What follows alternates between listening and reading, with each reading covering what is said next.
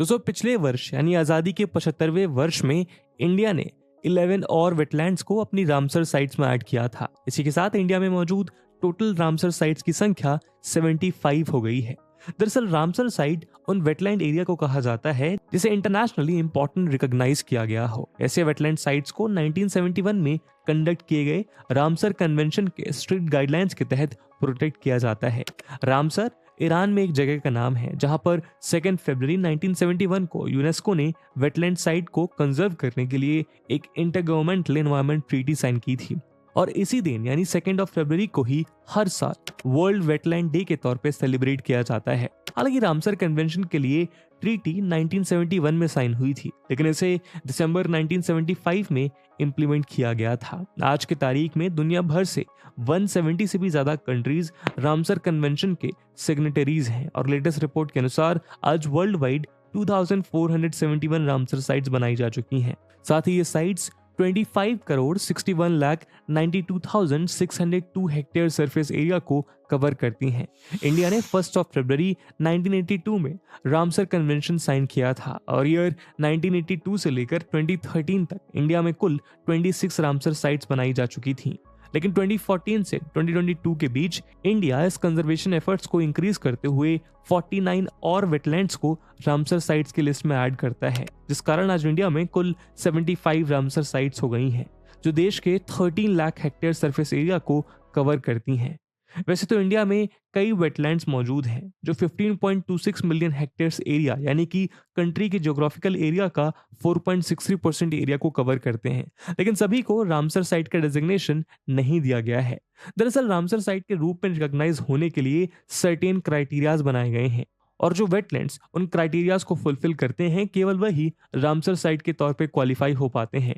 Convention के अनुसार किसी वेटलैंड को रामसर साइट क्वालिफाई होने के लिए टोटल 9 क्राइटेरियाज रखे गए हैं और यदि कोई वेटलैंड इनमें से एक भी क्राइटेरिया को फुलफिल करता है तो उसे रामसर साइट की लिस्ट में शामिल किया जा सकता है। दोस्तों आज के हमारे इस वीडियो डिस्कशन में हम इंडिया में मौजूद रामसर साइट्स की बात करेंगे, जहां हम मैप की मदद से देश के अलग अलग राज्य में मौजूद रामसर साइट्स के बारे में जानेंगे। साथ ही हम ये भी जानेंगे कि आखिर वेटलैंड किसे कहा जाता है। लेकिन दोस्तों आगे बढ़ने से पहले मैं आपको बता दूं कि इस वीडियो की इंपॉर्टेंस यूपीएससी मेंस के जीएस पेपर 1 के ज्योग्राफी सेक्शन के लिहाज से काफी ज्यादा है। इसके बारे में हम वीडियो के अंत में और भी बात करेंगे, पर फिलहाल के लिए अपने डिस्कशन को हम आगे बढ़ाते हैं।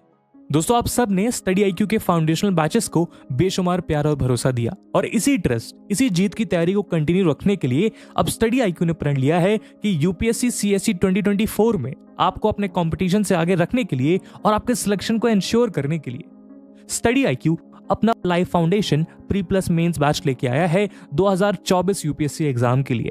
इन बैचेस में दोस्तों आपकी तैयारी के हर एक डायमेंशन को एक्सटेंसिवली कवर किया जाएगा और इसके लिए आपको मिलेगा 1000+ आवर्स का लाइव कंटेंट, जिसमें एनसीईआरटी से लेकर रेफरेंस बुक, प्रीलिम्स के लिए प्रैक्टिस क्वेश्चंस, मेंस के answer writing practice, weekly revision test, hand written notes और आपकी प्रिपरेशन में हर कदम आपके साथ चलने के लिए 1-to-1 मेंटोरशिप। और दोस्तों ये सब कुछ आपको मिलेगा 18,999 के सुपर डिस्काउंटेड प्राइस पे अगर आप AG live coupon code use करते हैं। दोस्तों बैचेस में एडमिशन की लास्ट डेट 16 मार्च है, जिसमें क्लासेस की टाइमिंग इवनिंग 6 PM रहेगी। तो अब आप भी पूरे देश के एस्पिरेंट्स के साथ बोलिए कि आप तैयारी हुई अफोर्डेबल स्टडी आईक्यू के साथ।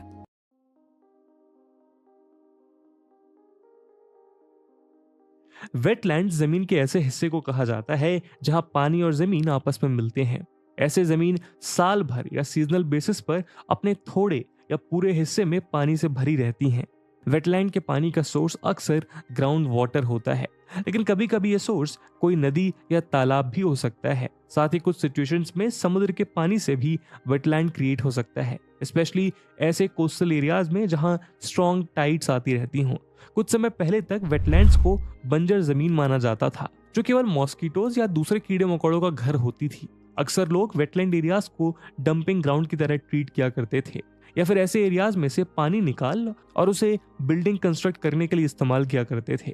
डेटा के अनुसार लेट 18th सेंचुरी में यूएस के हाफ से भी ज्यादा वेटलैंड्स को डेवलपमेंटल पर्पसेस के लिए डिस्ट्रॉय कर दिया गया था और ऐसा ही कुछ हाल दुनिया के दूसरे देशों में भी हुआ था। लेकिन धीरे धीरे साइंटिफिक रिसर्च से ये पता चला कि वेटलैंड्स वेस्टलैंड नहीं होते, बल्कि वो एनवायरनमेंट के लिए इंपॉर्टेंट रोल प्ले करते हैं। उदाहरण के तौर पर वेटलैंड फिशेस, रेप्टाइल्स, बर्ड्स और दूसरे जीव जंतुओं को हैबिटाट प्रोवाइड कराते हैं। डियर, एल्क और बियर्स और माइग्रेटरी बर्ड्स जैसे कि वुड डक्स, मलार्ड्स और सैंडहिल क्रेन्स अपने शेल्टर और फूड के लिए इन्हीं वेटलैंड्स का यूज करते हैं। वेटलैंड नेचुरल वाटर प्यूरिफायर्स और पॉल्यूशन अब्जॉर्बर की तरह भी काम करते हैं, जहां ये वेटलैंड्स सरफेस वाटर में से पॉल्यूटेंट्स अब्जॉर्ब कर लेते हैं और ग्राउंड वाटर सप्लाईज की क्वालिटी को भी एनहांस करने में मदद करते हैं। साथ ही वेटलैंड्स फूड कंट्रोल और coastal wetland coastal storm damage को भी प्रिवेंट करने में हेल्पफुल हैं, जहां इन वेटलैंड्स में मौजूद बॉक्स, फेंस, मार्शेस या स्वैम्प्स वाटर को एब्जॉर्ब और स्टोर करने के साथ साथ फ्लड वाटर के टाइडल इंपैक्ट को भी कम कर देते हैं। लास्टली, वेटलैंड वेजिटेशन सॉइल को स्ट्रीम बैंक्स में बांध कर रखते हैं। इस तरह से ये सॉइल इरोजन को भी प्रिवेंट करने का काम करता है। वेटलैंड्स की इन्हीं इंपॉर्टेंस को देखते हुए ईयर 1971 में यूनेस्को ने इन्हें कंजर्व और इनके सस्टेनेबल यूज के लिए रामसर कन्वेंशन साइन किया था, जो इन वेटलैंड्स को प्रोटेक्ट करने वाले एक ग्लोबल इनिशिएटिव की तरह है। तो आइए दोस्तों, इंडिया में मौजूद रामसर साइट्स की लिस्ट को नॉर्थ से शुरू करते हैं। सबसे पहले चलते हैं जम्मू कश्मीर और लद्दाख की ओर। दोस्तों, जम्मू कश्मीर और लद्दाख रीजन में टोटल 7 रामसर साइट्स लोकेटेड हैं, जिसमें से 5 जम्मू एंड कश्मीर में और 2 लद्दाख में स्थित हैं। इसमें Hokera wetland, Surinsar Mansar lake, Wular lake, Hygam wetland conservation reserve, Shallabugh wetland conservation reserve, Tso Kar wetland complex और सो मोरेरी लेक शामिल है।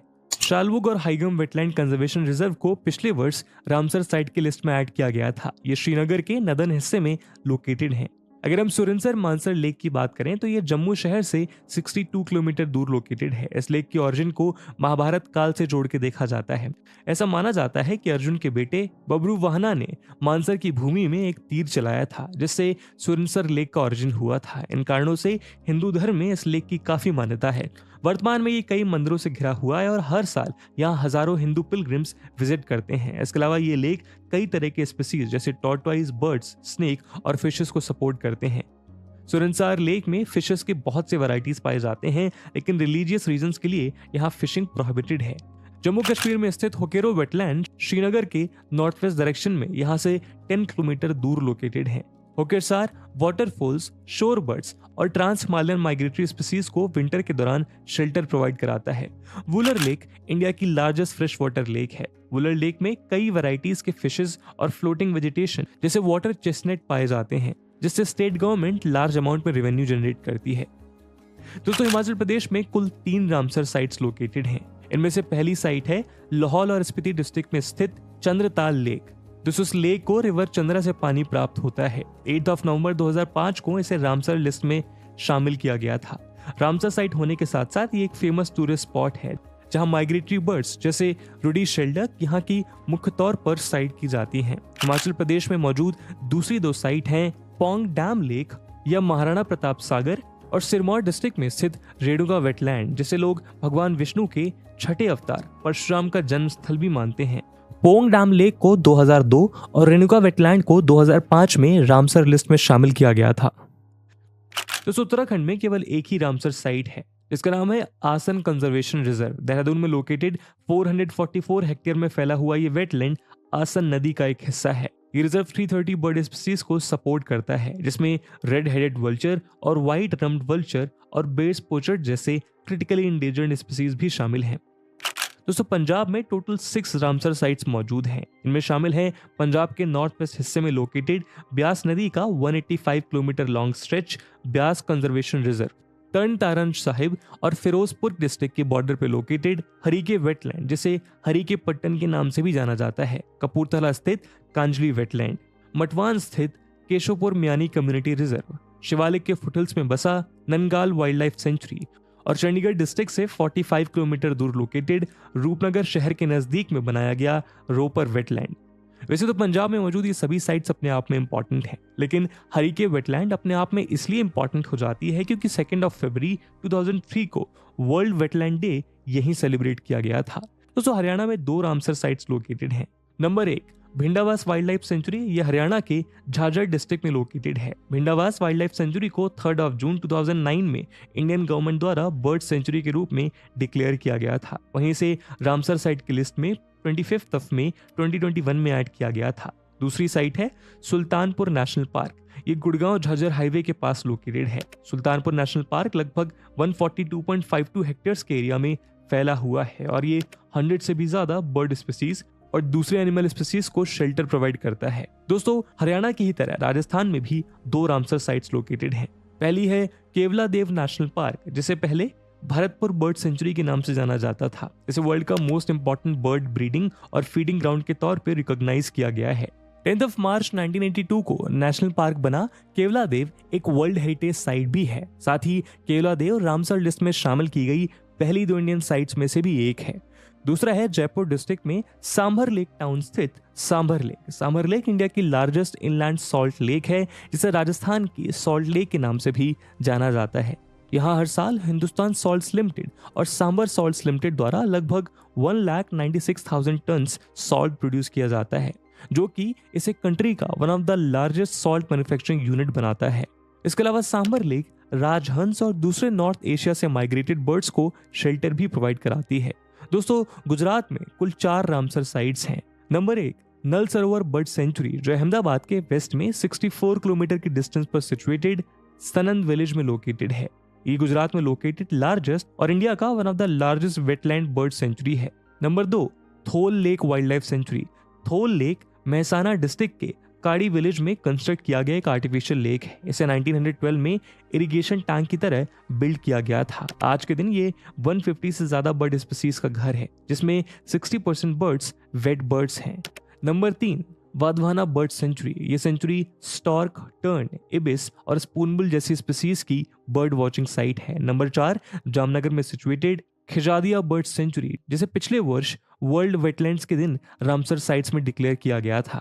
दोस्तों, गुजरात की ही तरह एमपी में भी टोटल 4 वेटलैंड सिचुएटेड हैं, जो है भोपाल डिस्ट्रिक्ट में स्थित भोज लेक, इंदौर में स्थित सिरपुर लेक और इंदौर के वेस्ट में 26 किलोमीटर दूर यशवंत सागर वेटलैंड और हाल ही में रामसर साइट डिक्लेयर हुई शिवपुरी स्थित साख्या सागर लेक। इनमें से यशवंत सागर वेटलैंड और साख्या सागर लेक का नाम कैम्ब्रिज उम्क स्थित एनजीओ बर्ड लाइफ इंटरनेशनल के आईबीए यानी इंपॉर्टेंट बर्ड एरियाज में भी शामिल है।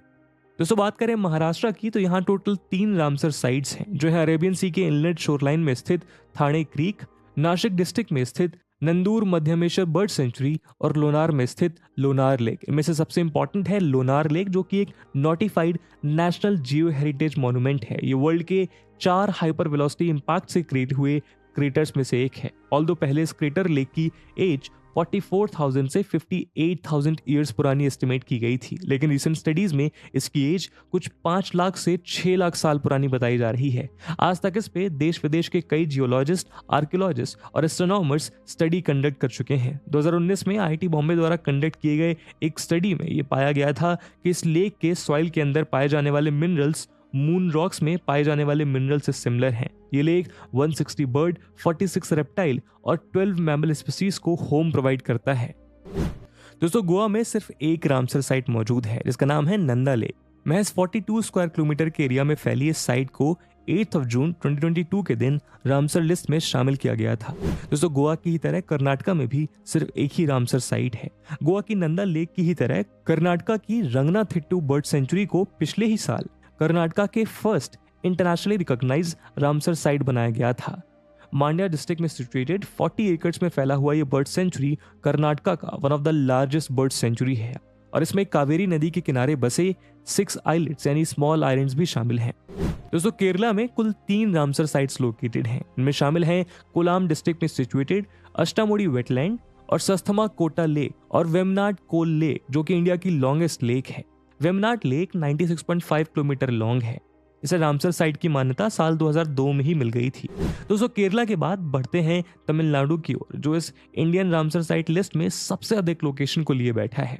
दरअसल तमिलनाडु में कुल 14 रामसर साइट्स हैं, जिनमें से 4 साइट्स इस लिस्ट में पिछले ही साल ऐड की गई हैं। इन साइट्स का नाम है point Calimere wild life and bird sanctuary, Karikili bird sanctuary, Pallikaranai marsh reserve forest, Pichavaram mangrove, gulf of Mannar biosphere reserve, Vembannur wetland complex, Chitrangudi bird sanctuary, Suchindram Theroor wetland complex, Vaduvur bird sanctuary, Kanjirankulam bird sanctuary, Vellode bird sanctuary, Udhayamarthandapuram bird sanctuary, Koonthankulam bird sanctuary, और Vedanthangal bird sanctuary.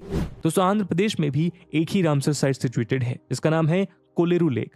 Kolleru lake Eluru district में कृष्णा और Godavari deltas के बीच में located है। ये India की one of the largest fresh water lake और Asia की largest shallow fresh water lake है। विंटर के टाइम में यहाँ कई माइग्रेटरी बर्ड्स जैसे साइबेरियन क्रेन्स, एबिस और पेंटेड स्टॉक्स यहाँ माइग्रेट करते हैं।